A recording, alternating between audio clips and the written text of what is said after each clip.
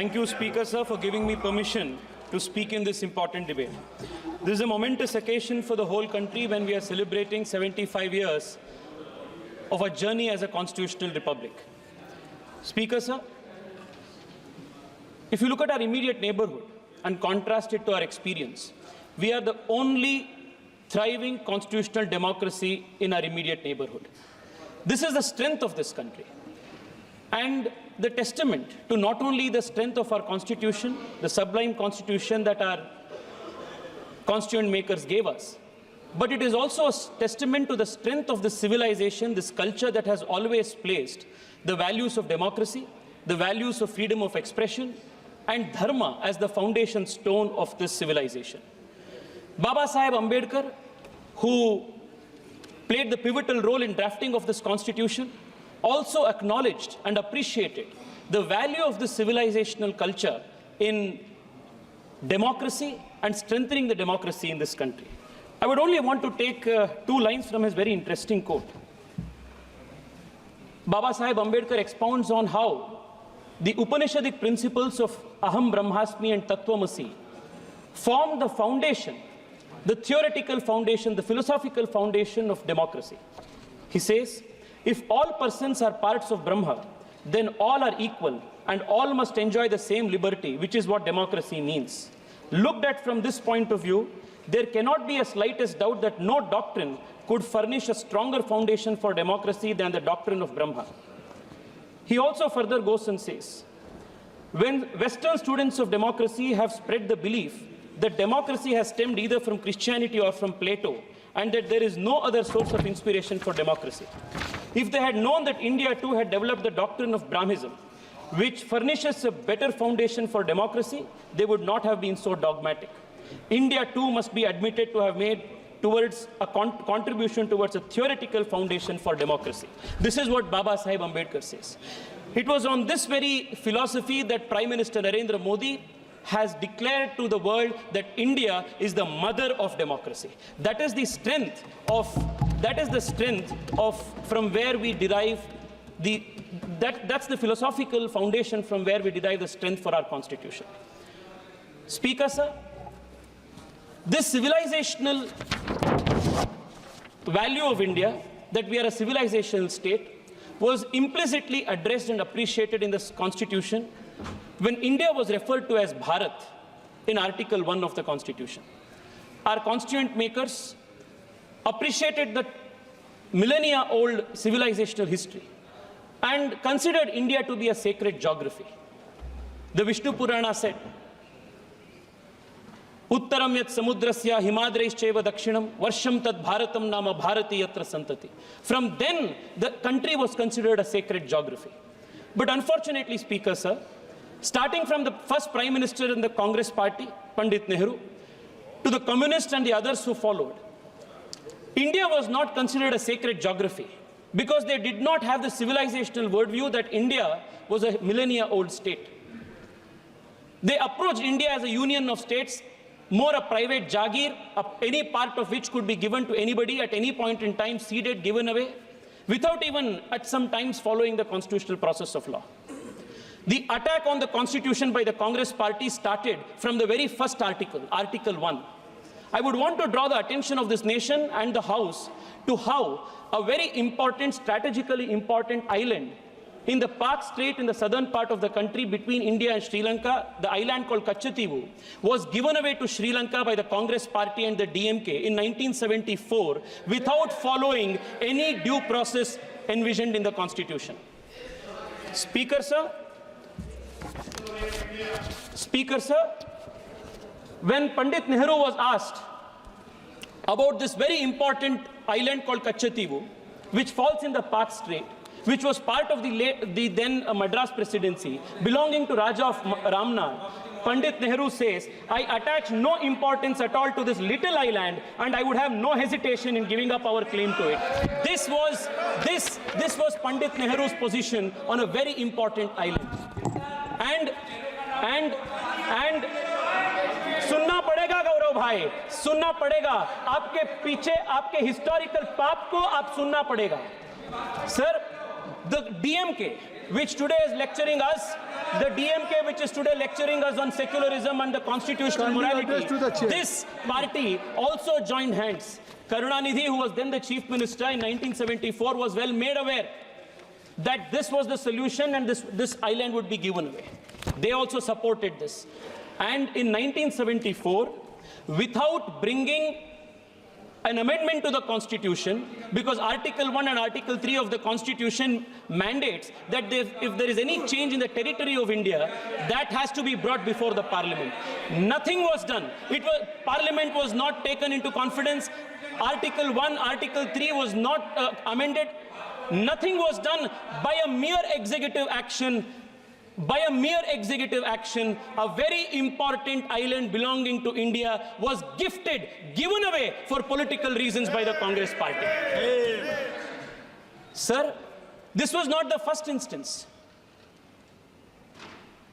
Lot was spoken about the basic structure of the Constitution. Parliamentary sovereignty and sovereignty of India is one of the founding principles of the nation. But the Congress party, not just in the instance of Kachativu, but even in the instance of Aksai Chin with respect to China, and more recently it was learned that the UPA government was ready to even give away Siachen to Pakistan.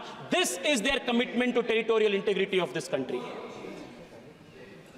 This is the difference between one view which considers India to be a civilizational state, a sacred geography, and between one whose leader of opposition, even when he goes abroad, says India is not a nation but is a union of states. Contrast this view to what Atal Bihari Vajpayee's position was. ये अर्पण की भूमि है, ये तर्पण की भूमि है, इसका कंकर कंकर शंकर है, इसका बिंदु बिंदु गंगा जल है. This is the difference between the BJP, which is the protector of the constitution, protector of our territorial integrity, and other political parties like the Congress, which considers India not as a civilizational state, not as a nation, but as a mere hodgepodge union of states. This is an attack on the Constitution, Adhyakshi. Adhyakshi, it is this difference in the philosophy of approaching the nation and the Constitution that resulted in the Congress party and its successive dynasty prime ministers attacking not just the Constitution but the very soul of this country. The forcible insertion of socialist and secular in the Indian Constitution during the 42nd Amendment was not the first attempt at introducing these two ideas in the Constitution and making the Constitution rigid. Even during the Constituent Assembly debates, a proposal was made to add socialist and secular into the country's preamble and the Constitution. And this was categorically rejected by Baba Saheb Ambedkar. And the reason why Baba Saheb Ambedkar rejected this is very telling. Baba Saheb Ambedkar, while rejecting the proposal to add socialist and secular, makes this very important observation. He says the Constitution is merely a mechanism for the purpose of regulating the work of the various organs of the state. It is not a mechanism whereby particular members or particular parties are installed in office. What should be the policy of the state, how the society should be organized in its social and economic side are matters which must be decided by the people themselves according to time and circumstances. Sir, yesterday many members from the opposition said that the Congress party introduced 42nd Amendment, socialism, secularism in the Constitution with a laudable objective. Let me tell this nation and let me tell this august house that there was no laudable objective behind that insertion. The only objective was to create a monopoly in politics, monopoly for the dynasty in politics and monopoly in the economy, so that there will be no challenge to the Congress party's first family. This is exactly what Baba Saheb Ambedkar wanted to oppose. The idea was that by bringing socialism, by saying that there is going to be only one type of form of government, only one type of party, all type of competition was killed in the politics. Dynasty rule was perpetuated. And the idea was that politics will be controlled by the dynasty's monopoly and the economy in turn would be controlled by the state's monopoly. This vicious cycle, Speaker sir, kept the country poor, kept the country hungry, and kept the country backward. The cost for this thrusting of socialism only to keep the country poor and to perpetuate the dynasty's stranglehold on the country's politics, cost the nation dear. In a paper titled The Price of Socialism, noted economist Swaminathan Iyer says that millions of children, let me read it out, Speaker, sir, that 14.5 million children would have survived, 261 million more Indians would have become literate, and 109 million more people would have risen from poverty line had we not approached our economy with this dogmatic approach. This, Speaker, sir, has been the contribution of the Congress party. Yesterday, there was a question of Arthik Nyay. I want to tell you what Arthik Nyay the country saw under, economic justice the Congress saw under, the country saw under the Congress party. Until Prime Minister Narendra Modi came, a large swaths of this country, a large population of this country did not have access to toilets. This was the kind of economic justice they had given. Close to 80% of the country's villages did not have access to electricity, and they speak of economic justice. Close to 50 crore people in this country did not have access to bank accounts, and they speak of economic justice. मैं आपको बताना चाहता हूं, नरेंद्र मोदी जी आने के बाद पहली बार देश के गरीब को आर्थिक न्याय मिला है और संवैधानिक रूप से वो मिला। अध्यक्ष जी, because Baba Saheb Ambedkar was such a staunch opponent of this Congress style of politics, Pandit Nehru declared Baba Saheb Ambedkar to be his enemy number one politically. And today, Speaker, sir, I heard my opponents from the Communist Party,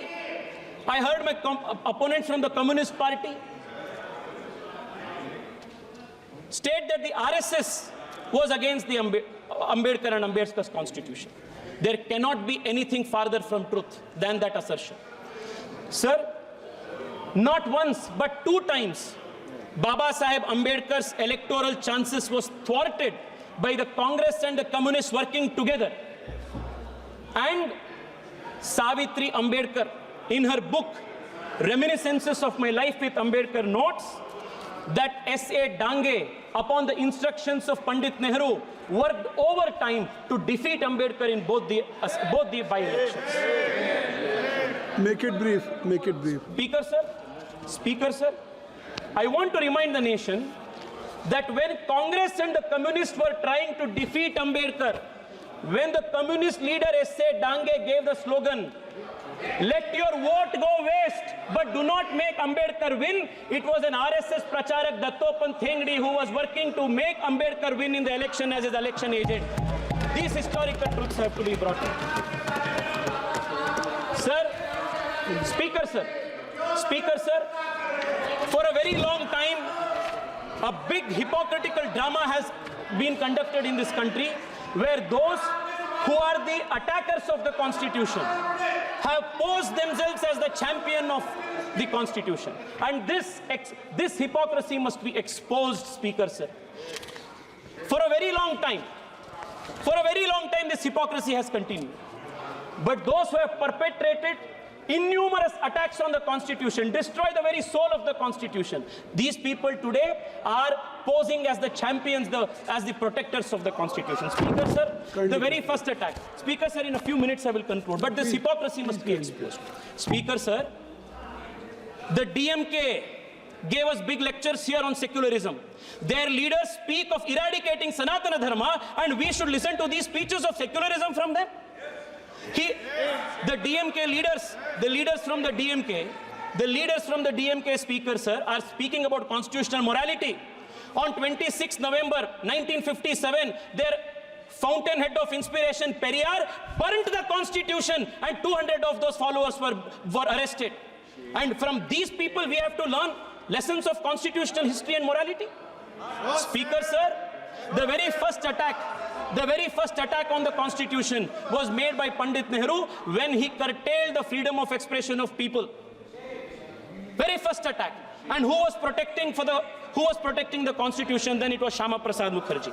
Speaker, sir, imposing emergency, suspending fundamental rights, arresting 1 lakh opposition leaders, forcible sterilization of 1 million people, imposing emergency. Speaker, sir, this is the legacy. This is what is attacking the Constitution.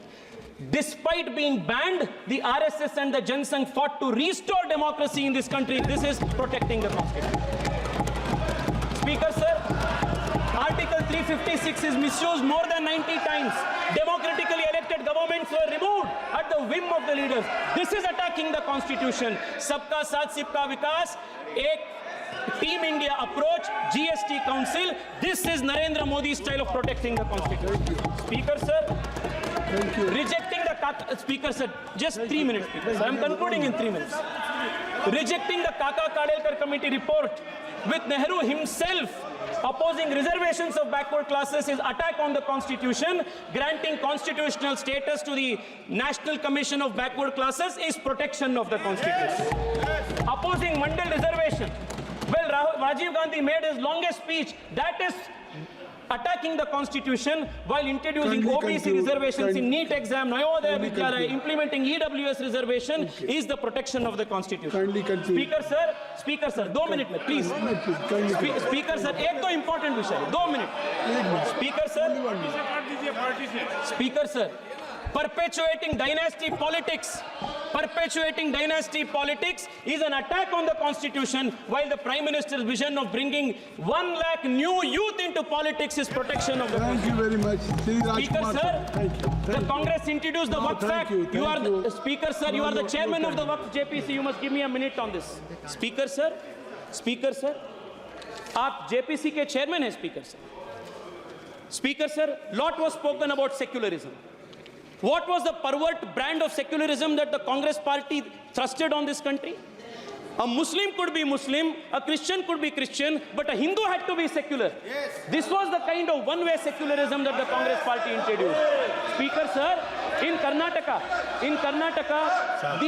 the place called Anubhava Mantapa, which is Speaker sir, Anubhava Mantapa, the place of Basavanna, where Basavanna showed the principles of democracy, the philosophy of democracy, that is under Waqf occupation today because of the Congress party enabling legislation. Speaker sir, I only want to conclude by saying this. Speaker